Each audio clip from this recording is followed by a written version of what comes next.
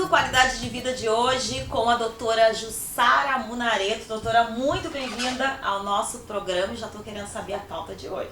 Sim, é sobre deficiência de B12, vitamina B12, e a sua repercussão sobre a memória. Tá? Impacto direto sobre a memória. Então, muitas vezes a pessoa tem déficit de memória, né? Então, especialmente pessoas, às vezes muitas pessoas jovens ou pessoas idosas. Aquele famoso branco, doutora, seria isso? Falta de concentração, cansaço, né? Então, todas essas coisas aparecem quando a B12 está baixa. E muitas vezes não se pensa que pode ser uma causa o déficit de B12. Sim. Né? Então, é importante solicitar a dosagem da vitamina B12. Como ela pode não ser bem correta a medição, é bom fazer então dosagem de homocisteína, que é uma outra substância que pode indicar deficiência. Como é que a gente se dá conta?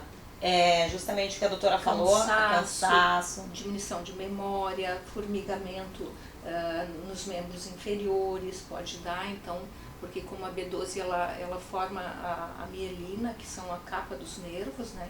Então quando há uma deficiência não forma bem, e daí ele pode dar como se fosse um formigamento, né? Que essa capa fica muito fininha, tá bem? E a fadiga, cansaço, né? A pessoa fica desanimada, sem energia para fazer exercício, fica cansada. Então é uma das coisas que é importante a gente investigar, porque é um tratamento relativamente simples, né? Então quando ela está muito avançada, ela pode aparecer anemia, tá? Então, só em casos em que está bem avançada. Às vezes faz hemograma lá e não aparece anemia, mas isso não significa que não tenha deficiência de B12, então é importante muitas vezes medir.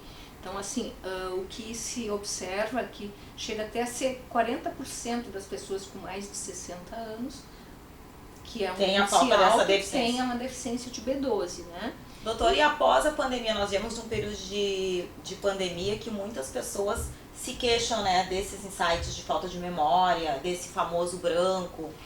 Isso, vamos dizer assim, não necessariamente é falta de B12, tá? Então, a COVID, ou síndrome pós-COVID, ele tem a ver com a oxigenação, tá? Então, a COVID, ele ataca as mitocôndrias, que são as células, os pulmões das células. Então, ele ataca o pulmão físico e ataca o pulmão. Cada célula da gente, ele tem um pulmãozinho, que chama mitocôndria, que serve para quê? Para oxigenar, né, os tecidos, para produzir energia, né? Então a oxigenação é que vai levar o nível de energia. Então quando pode acontecer déficit de memória, é bem comum, né, de acontecer deficiência de memória pós-Covid, em função dessa alteração das mitocôndrias, cansaço, divisão de memória, isso aí é muito comum de acontecer. Claro que pode ser investigado também a B12 nesse caso, né? Claro. Então, com certeza, tá? Mas então o tratamento, digamos, seria outro, não seria a vitamina B12? Não necessariamente, a gente faz o que a gente chama de buster mitocondrial, e usa coenzima Q10, tem PQQ, tem várias substâncias, quercetina, tem várias substâncias que são utilizadas dentro da nutrologia, que é a área que eu faço, né? Buscando então recompor essas deficiências do organismo, então com suplementos, né? Então quando é que aparece então a deficiência de B12? É comum em pacientes que têm alterações de doença de Crohn, que daí diminui a absorção da B12 lá no intestino.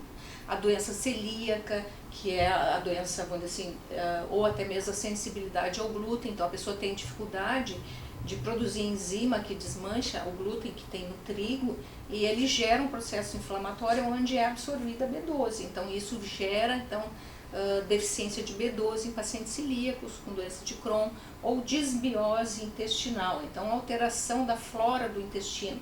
Muitos gases, intestino preso, diarreia, também favorece a deficiência de B12. Outro caso bem importante é os pacientes que são vegetarianos, né? Então, como a B12 é a principal fonte para o ser humano é a carne, né? Então os vegetarianos não comem carne, então tendem a ter deficiência de B12. Pode levar algum tempo, até 5 anos, para surgir a deficiência.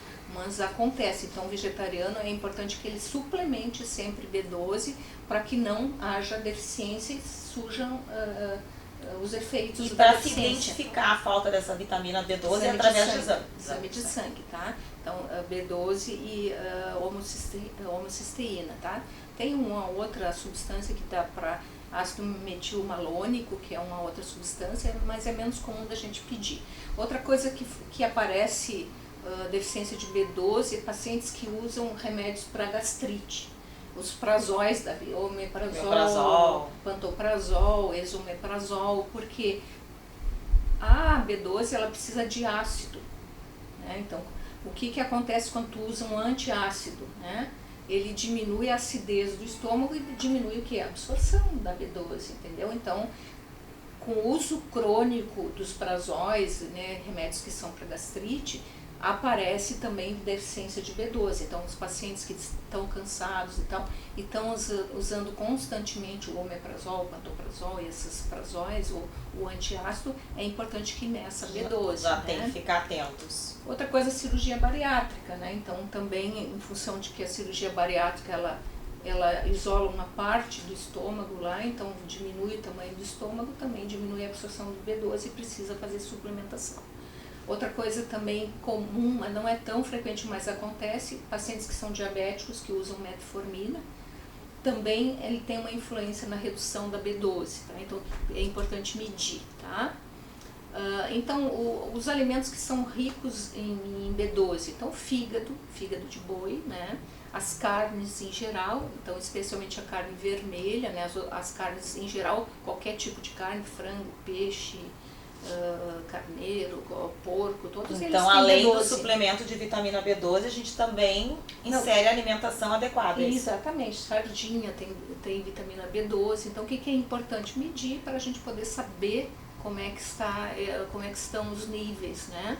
Então é importante então avaliar se tem intolerância à lactose, que é outro caso que pode surgir e muitas vezes ele não tem características específicas, aparece gastrite, gases no intestino preso, diarreia. Então é bom fazer uma avaliação às vezes, né, consultar o médico e fazer a avaliação se tem intolerância à lactose ou sensibilidade ao glúten, que é um pouco diferente, né, da doença celíaca, quer dizer, a pessoa não tem alergia, mas tem dificuldade de desmanchar o glúten, né? Então hoje em dia o nosso trigo ele tem grande quantidade de glúten. Muitas vezes, pessoas, né, apresentando intolerância. Cada vez mais aparece, então a gente nota até no supermercado, né? Cada vez mais aparecem produtos que têm a finalidade de suprir então, alimentos sem glúten, né? Justamente pela modificação do alimento, né? Que é o trigo, que acaba tendo muito glúten, que é uma proteína, né? Então